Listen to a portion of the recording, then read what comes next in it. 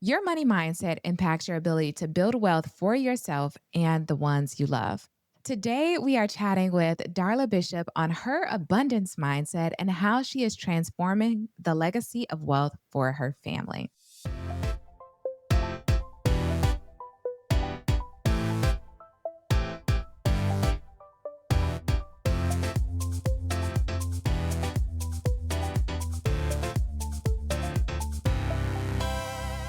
Hello, and welcome to the Wealth Minded MD podcast with your money best friends. I'm Dr. Brittany Helford. And I'm Dr. Alicia Taylor. And of course, we're here to help you build wealth and make good money decisions so you can create the life you desire with more control over your time.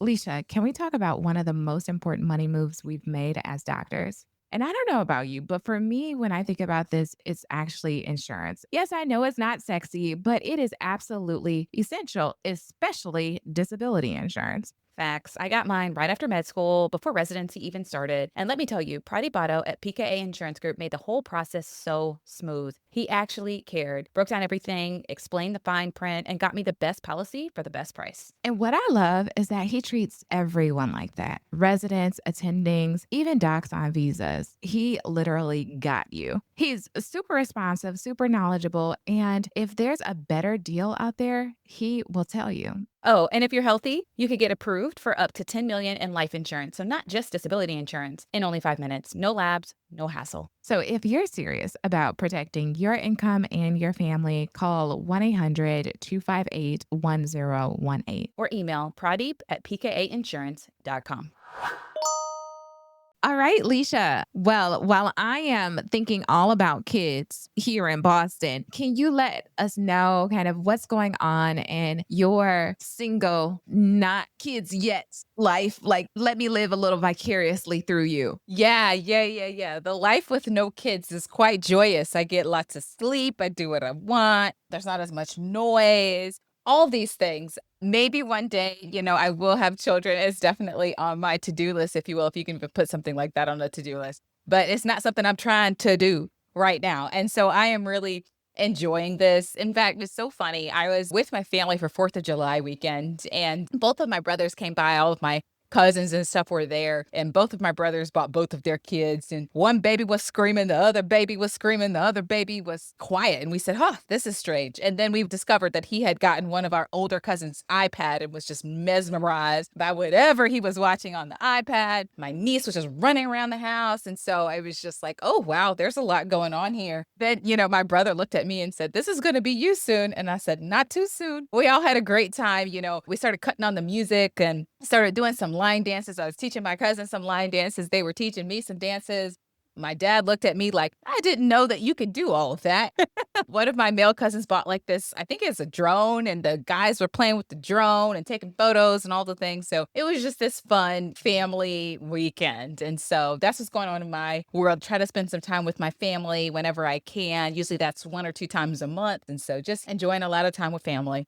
Oh my gosh, that sounds lovely. As you are saying that about not having to buckle in any kids, get to sleep when you want to, and all of the things, it reminds me of a prayer that I had on Sunday. There was an altar call, and I went to the altar. Kevin was at our seats. I went to the altar, and then before I know it, there's a kid on the side and a kid on the back at the altar. So I'm like, okay, I changed my prayer. This is not what I initially came up here for, but God let me express some gratitude for these kids that I prayed for, because there was a moment in time when they were not here, and you blessed me with them. And so every time I start to feel like, oh man, I'm so tired, or this kid done peed in the bed again, I need to put them back in diapers. What was I thinking? Waking me up at 3 o'clock in the morning is just to remember that it's a prayer answered. So, these are all the things that I get an opportunity to do, because otherwise, without that prayer being answered, I would not have this blessing. So it's just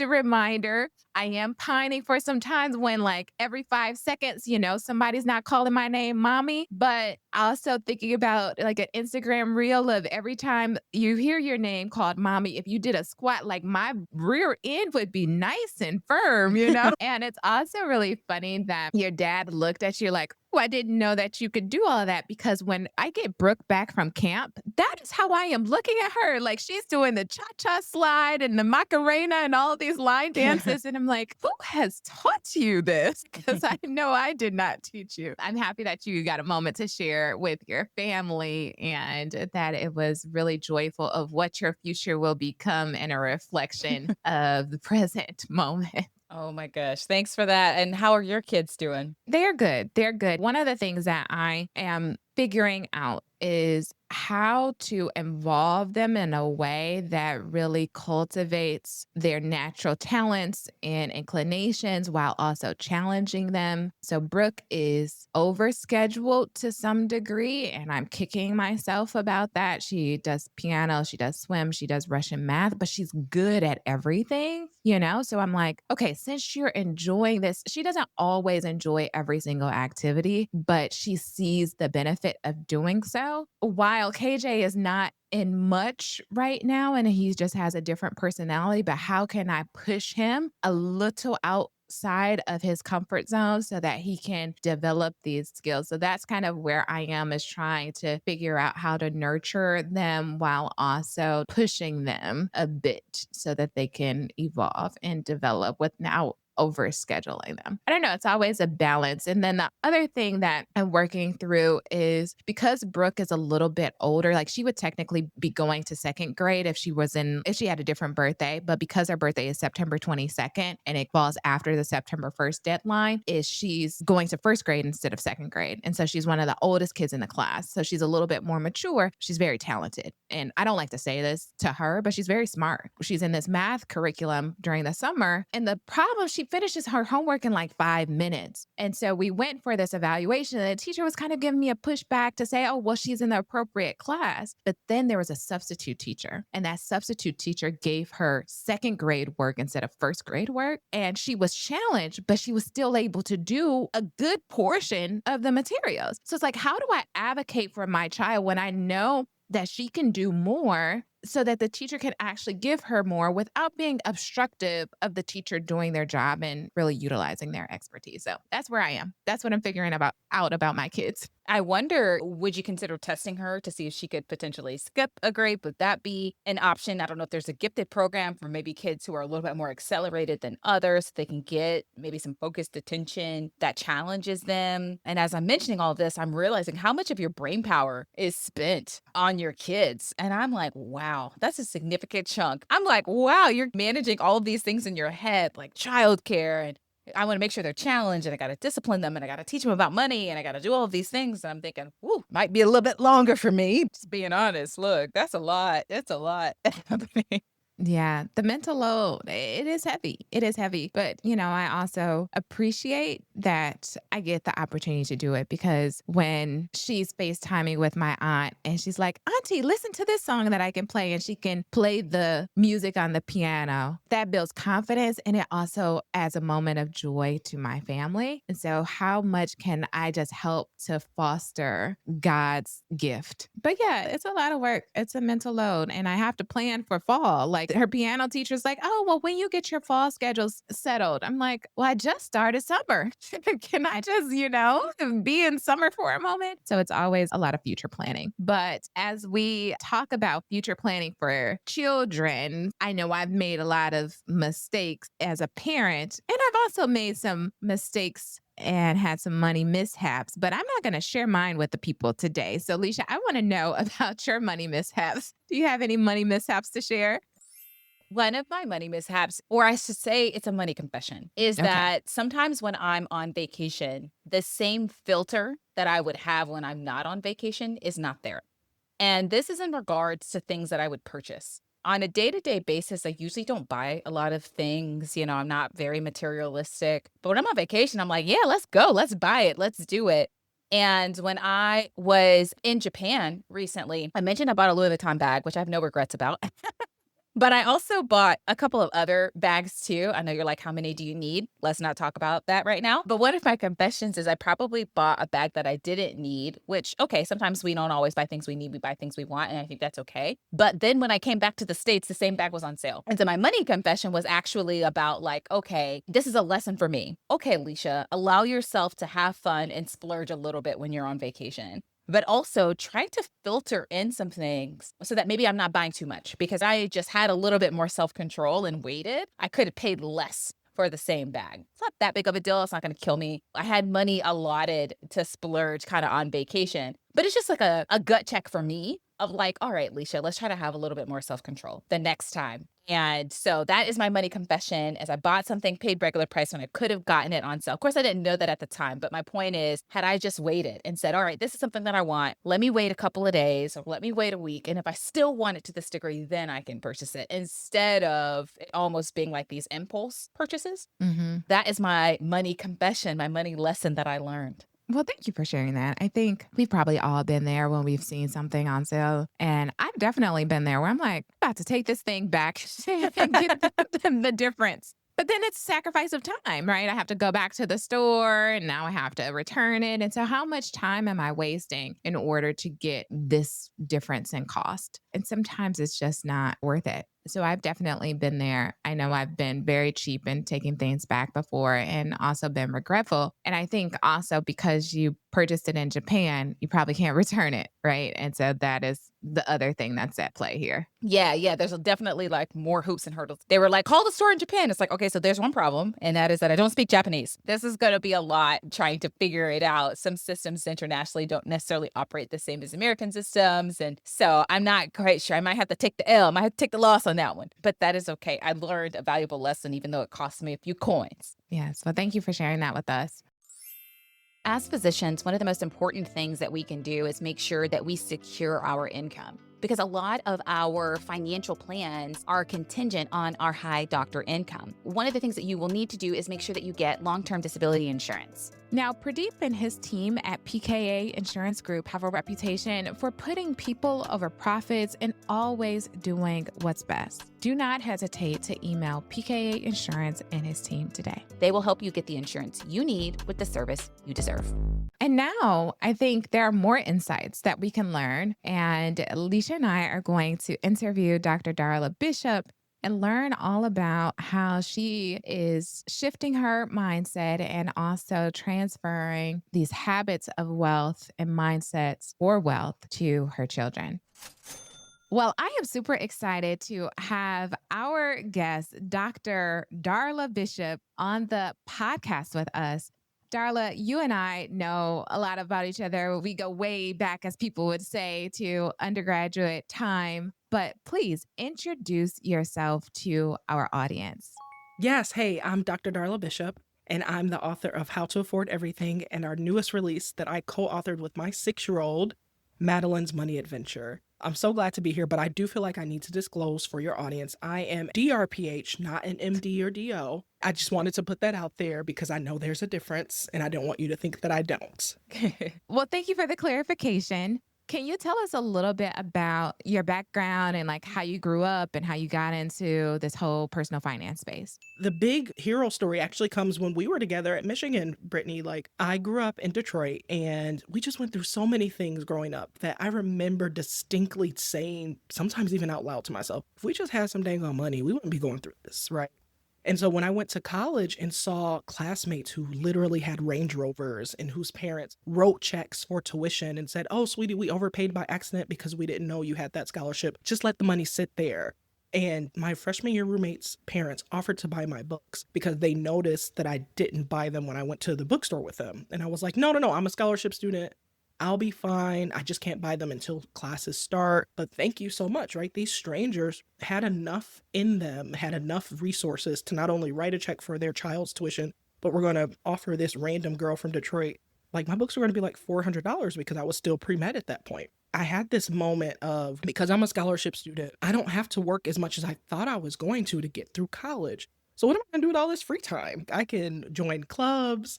I can read for leisure, even though I'm probably not doing enough reading for classes, but it all worked out. I've graduated.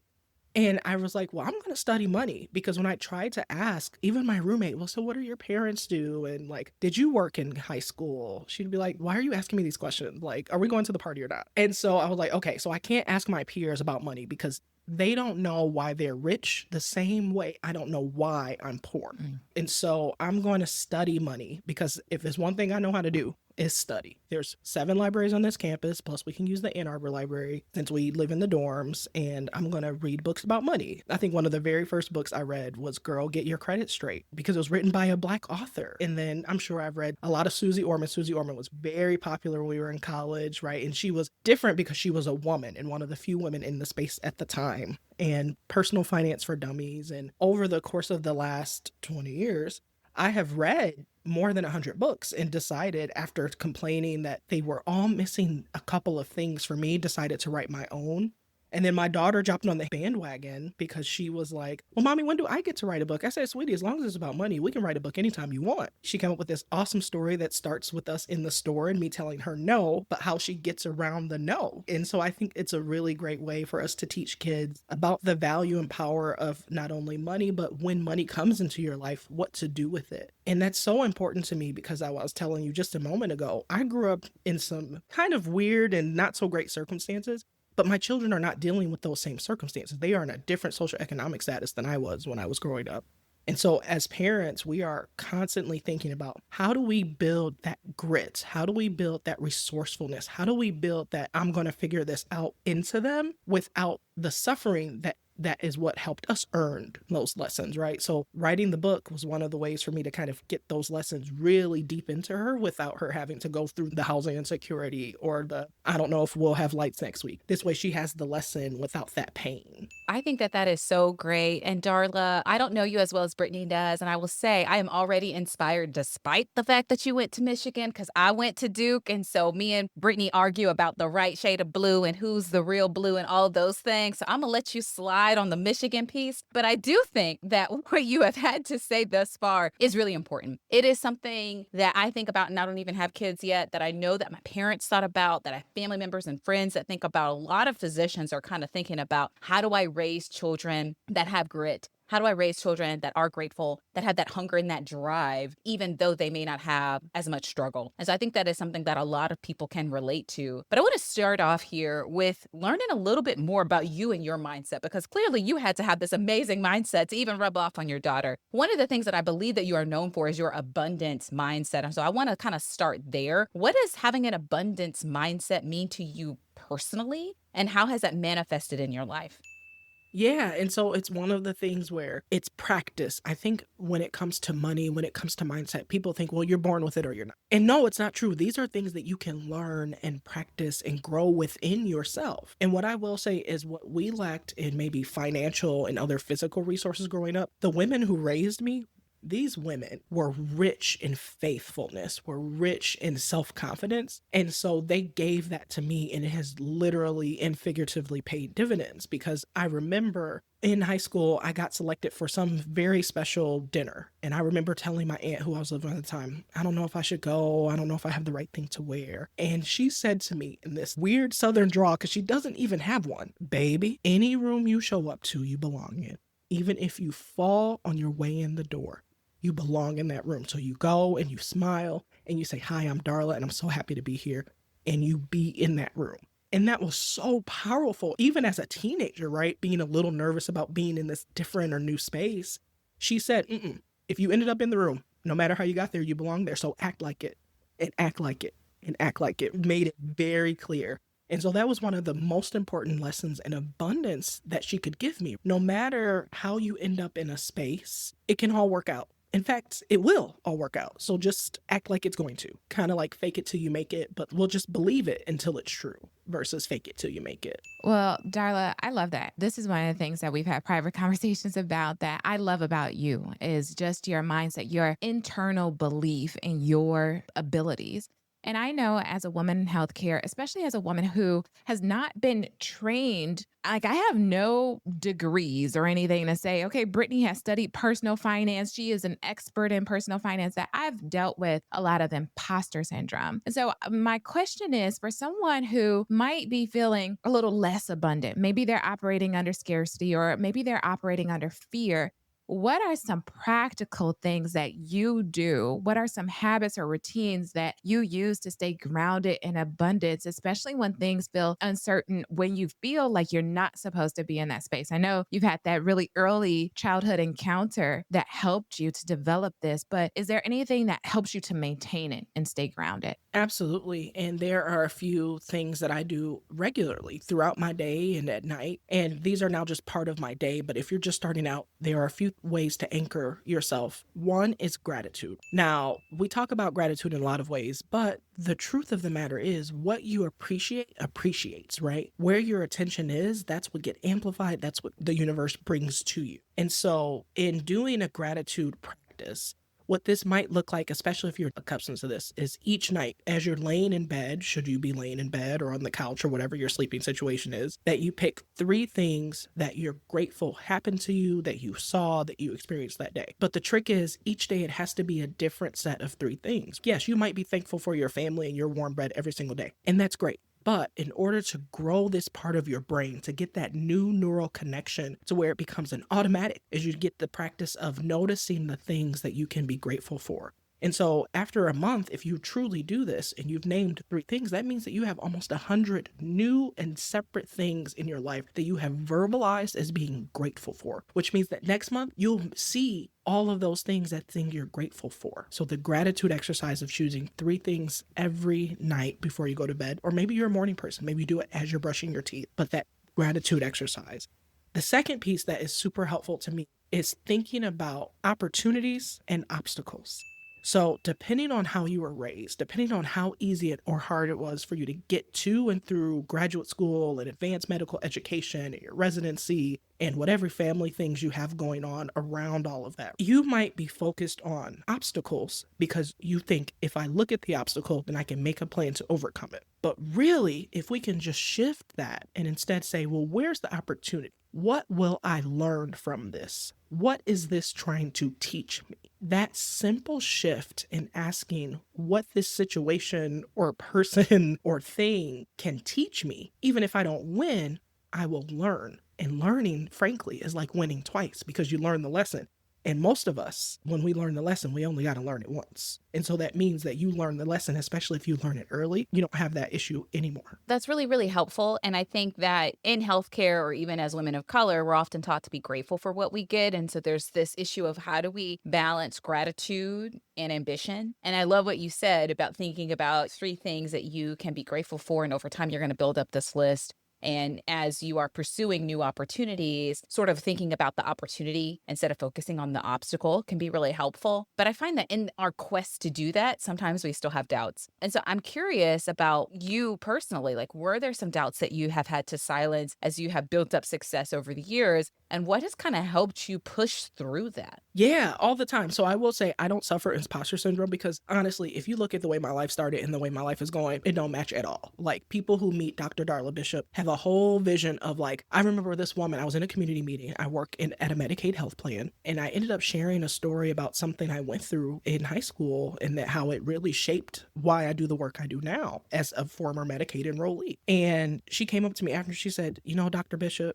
I've been coming to these meetings for 2 years, and I just always assumed you went to private school your whole life and just had an easy life. And so thank you for sharing that, because now that I see that you have been through some of the things you shared with us today and you are where you are, maybe I can make it too. And so what's so amazing about that is my life does not match. I ain't supposed to be anywhere I'm at, to be fully honest with you. But what made the difference for me is there's this really powerful phrase we can use. It's, well, let me just see. Let me just see.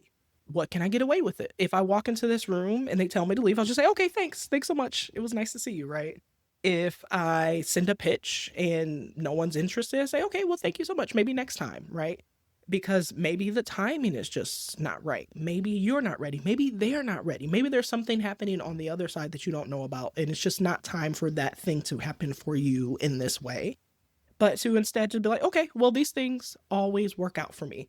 And literally, the way you talk can help to reshape your brain, like can change the chemistry and the anatomy of your brain because you get new neural synapses, right? So over the next week, 10 days, I challenge you all to be like, I wonder what would happen if. And then just try the if, or this thing's always work out for me. And just see if that changes the way how you view the different interactions you have. That talking these things differently can change your brain and then also can change your mindset. All right. You reciting that, saying, whether these things always work out for me, is a voice message. Like I hear your voice when you came to Boston, and I'm like, oh, darn, I don't know if this is going to happen. I'm having some issues here. You're like, it's okay. These things always work out for me. And I really held on to that. I love that approach. And when we start to talk about raising our kids to be financially empowered, raising our daughters, we both have daughters, raising our daughters to believe in themselves, this mindset, the language that we speak can either limit or open up doors.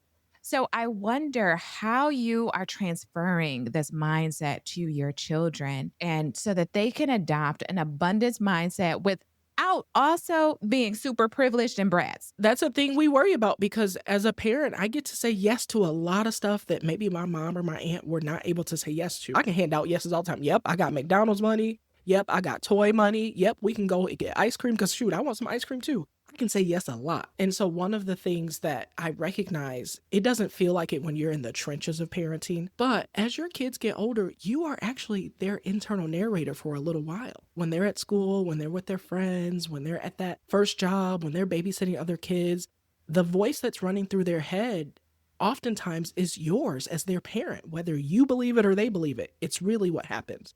And so you'll see little glimpses of this. My kids are young. They're now 5 and 7, where I know I told them something weeks ago and I didn't think they paid attention, but then they repeated it back to their sibling, or they said, well, you're not supposed to do this because I'm like, ooh, I said that. And so paying attention to how you talk about money, how you talk about the decisions you're making, how you're spending your time. Those are where the lessons come up and we don't even realize it. Financial habits are actually formed as early as age 7. And we don't recognize that because all the decisions we're making have a time, money, or energy consequence. And our children are watching and observing and living that life along with us. And so if we don't pause and reflect a little bit about how we're talking about those decisions, not just making the decision and doing the decision, then the kids miss the lesson. In the store, I'm sure you've had this experience. You're in the store, you came for trash bags and light bulbs, but you're at the store and they have candy right at the aisle. In order to get to the trash bags and light bulbs, you got to walk past the cute dresses and the toys and the end caps with the stuffed animals. Of course, as you're walking through the store, mommy, can I have this? Mommy, can I have this? Well, sweetie, we came here for, would you remember? Do you remember what we came here for? Trash bags and light bulbs. Okay, make sure we get our trash bags and light bulbs because otherwise we're going to have to come to the store again. So a simple redirect to be focused on the task at hand. And then if they point out something that they really interested in, to take a second and say, oh, this is a very nice dress. Why do you like it? Is it the color? Is it the picture on the front? Is it the character? Say, okay, well, that's not what we came here for. What do we come here for? Trash bags and light bulbs. Did we get our trash bags and light bulbs? Awesome. How much is that dress? Okay, the dress is $10.99.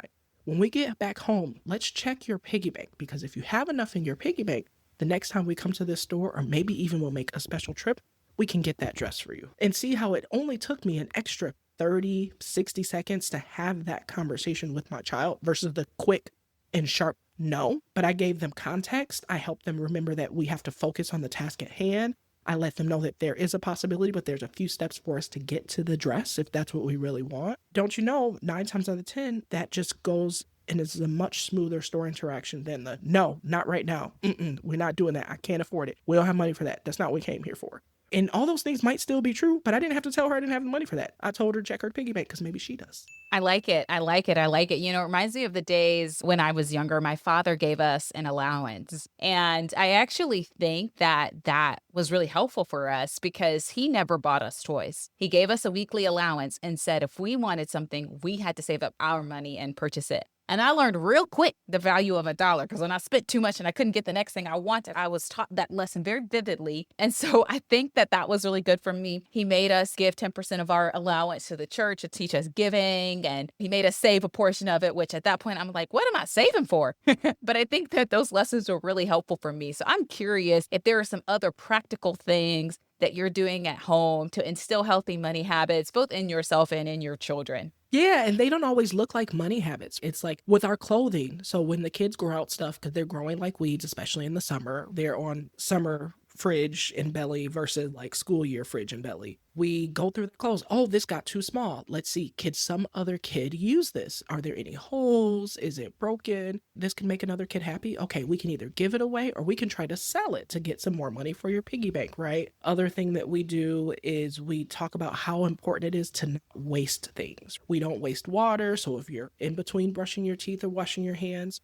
we're going to turn the water off because wasting means we can't use it later, or maybe someone else who needs it can't have it because we use too much. Same with food. Oh, this fruit is almost done. What can we do with the food? Well, these strawberries are too yucky to eat, but if we wash them, I bet, and freeze them, they'll taste really good as a smoothie. So, like all these little ways that we reduce waste so that we don't need things later. And then the way that we frame it as we're helping the world be better, right? So we're teaching recycling lessons, we're teaching reduce waste lessons, but we're also teaching saving money lessons because they're using all the things we have in our home, in our life to their full use instead of halfway or 25% of the way. I'm picking up what you're putting down, that we shouldn't conceptualize teaching our kids to be financially empowered and responsible as a money lesson. We have to sit down. Okay, let's do our budget. Here's some fake dollars. Let's do the asset allocation. That even in the small moments of the day to day, that there are ways that we can infuse practical habits that will allow them to understand their value and appraise cost versus value, understand that they should be philanthropic or generous, which is one of the best qualities that I think Leisha has. She's always talking about how she's giving stuff away, and I could see where that comes from now. And so, how do we capitalize on these miniature moments to really maximize them into their adulthood? So, I get that. I get that. And you also wrote a book with your 6-year-old. So, how do you go from maximizing the minutia to actually teaching them about real money stuff? Because some of it translates, but a lot of people, when they arrive to their adulthood, they are not ready to balance a checkbook. They are not ready to invest and to think about maximizing their income and taxes and all of these things that we have to deal with as an adult. So, how do we get them to not only be mindful children, but also to be responsible adults? It's involving them in the business of your life. One day I realized, it's so much easier for me to go to the grocery store without the kids. So I usually, okay, I'm running to the store.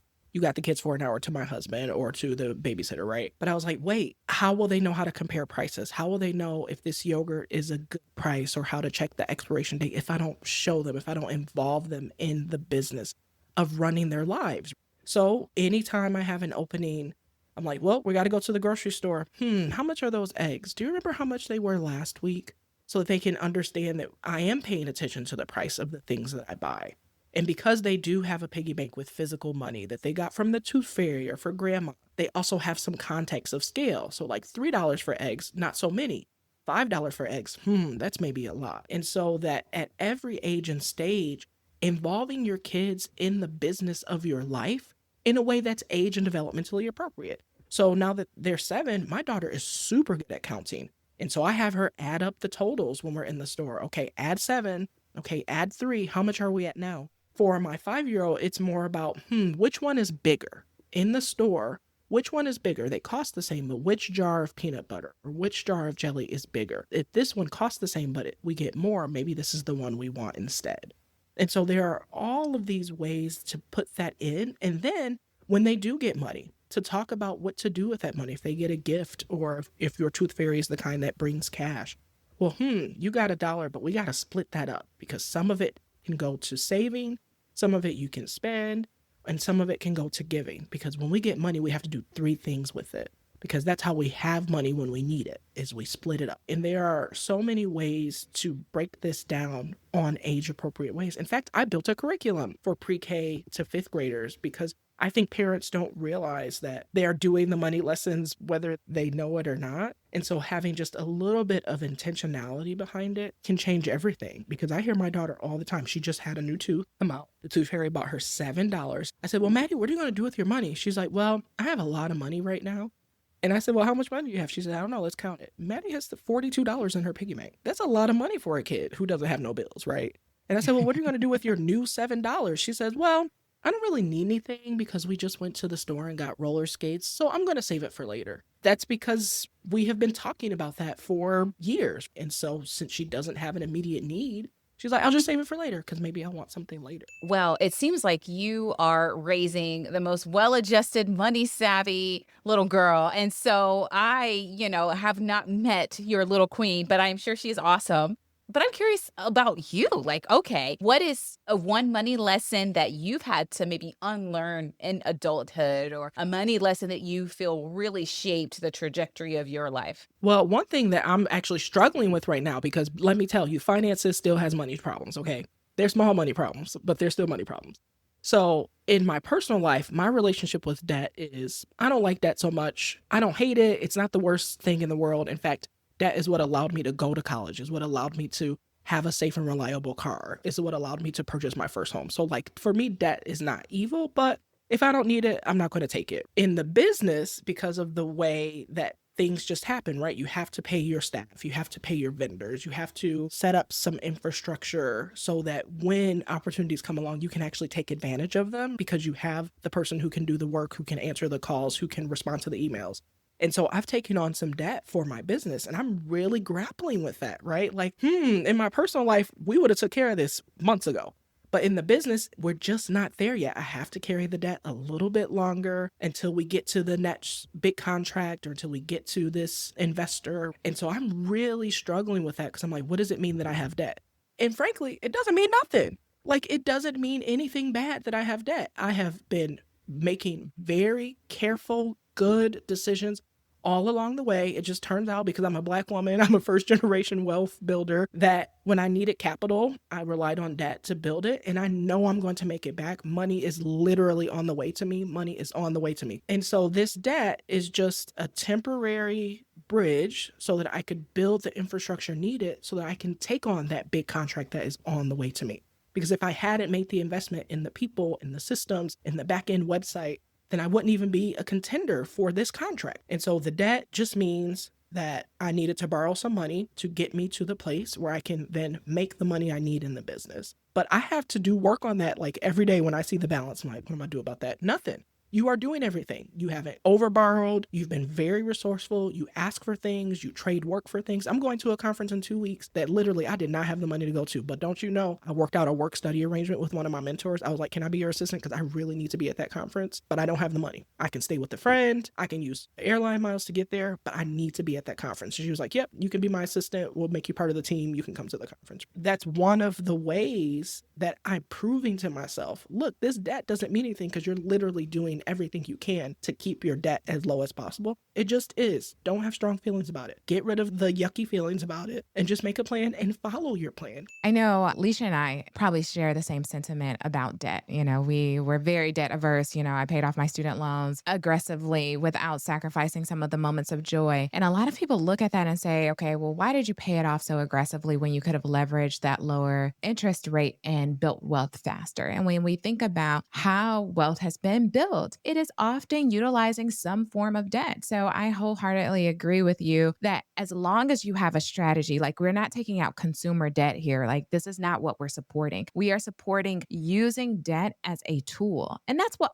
money is. It is a tool. I'm happy that you shared that message with us. Leisha and I just had a conversation about student loans, and there's a large burden of debt. And a lot of people are figuring out, okay, how do I manage funding my education? And so I think that this is one of the ways that we can kind of use what you're saying is this an obstacle or is this an opportunity? And how can I make this an opportunity while also being very strategic about what I am doing, the actions that I am taking so that the outcome that I desire is realized? And I think that that is one of the things that I have loved about your journey is just witnessing how you're doing all of these things. I'm like, okay, darling, let your sister know. How are you doing all of these things? How are you making it work? Because I understand how busy healthy you are and that you have children, etc. One of the things that I am curious about is when you think about your future, what does it look like to you? Like, what are the next steps for Darla Bishop?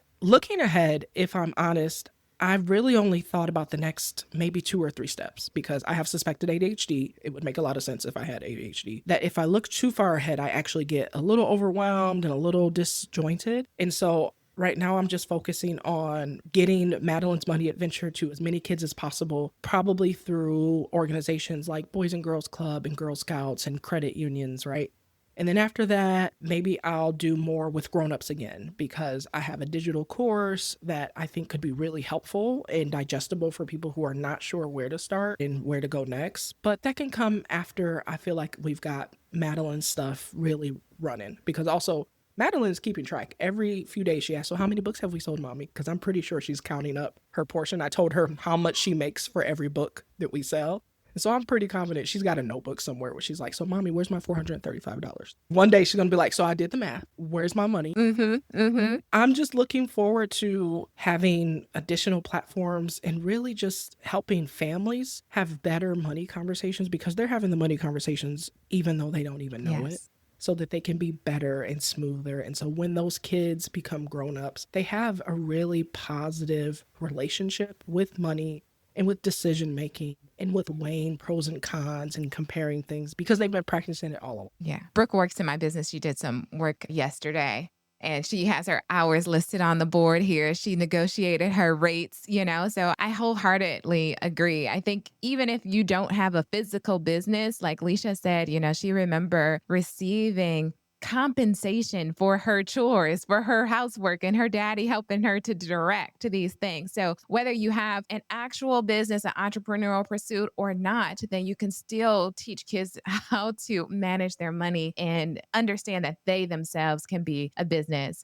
All right, Leisha, close us out here. What last questions do you have for Darla? Darla, it's interesting that you're saying this. One of the things that I've been grappling with is this concept of enough. Because as someone who makes more money than I did in the past, my tastes have also changed and my social circle has changed. And so what used to be sufficient for me back then may not be as sufficient for me now. I used to say, when I made $40,000, it was like, oh, if I could just make 50, I'll be totally happy. And then I made 50 and I was like, if I could just make 75, I'd be happy. And then I made 75. And I was like, if I can crack 6 figures, I'm happy. Crack 6 figures, I'm like, well, I need a few more 6 figures. So it's this concept of enough, right? It's trying to be diligent and build wealth and save money and those sorts of things, but also recognize and be grateful for what I have. And so I'm still struggling to balance that. And so my last question kind of has to do along those lines is that do you have any advice for us still grappling with this concept of enough? Is there something that you want, the folks listening today to remember about themselves and about their money?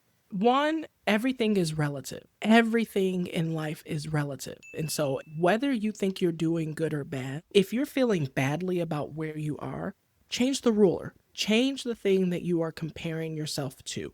Because even 10 years ago, you might be kicking butt compared to 10 years ago you. Whereas you're not quite there to 10 years from now you. And that's okay because you're you today. Everything is relative. So if you're feeling badly about where you are, change the measuring stick you're measuring against. The second thing is all the evidence up to this point tells you that you figured it out. You have made it to this point today by figuring a whole bunch of stuff out, little things, big things, in between things. And so what if you believed that you will figure it out and everything is relative?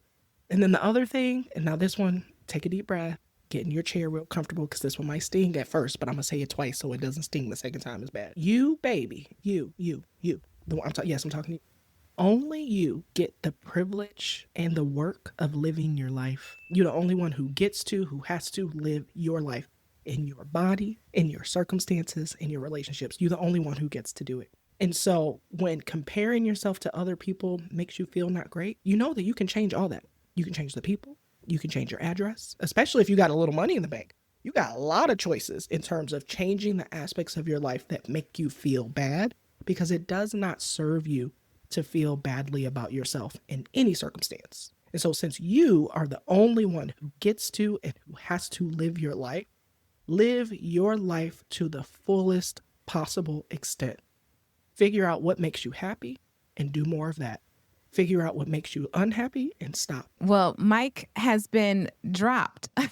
This is something that Leisha and I have talked about on past episodes is just the choice. And money provides us more options. It provides us more opportunities to choose. And sometimes if we desire a change, but don't choose different actions, then we are choosing to be right where we are. We are choosing that pain. We're choosing that discomfort. And what I hear you saying is that you are encouraging women to evaluate where they are, evaluate what they like and what they don't like, and make different choices to optimize what they do to maximize those opportunities. And as we talk about on this podcast, create the life that you desire. Well, Darla, I'm excited. I'm so grateful to have you here, to have your words of wisdom, to give us your energy. I'm glad that I get to share this energy, this light with everyone else on this podcast because you have been a true inspiration to me. I've compared myself a little bit like, oh, Darla been on 60 podcasts. Shoot, what am I doing? I need to do a little bit more. You have better sleep hygiene, right? I don't sleep well because of my suspected ADHD. I don't sleep well. And so when I'm not sleeping, I'm like, well, I might as well pre-produce. So you have better sleep hygiene, I imagine. That is something that I'm working on in my older age. But I also appreciate that you have stated that we don't have to compare ourselves. It's a competition against one.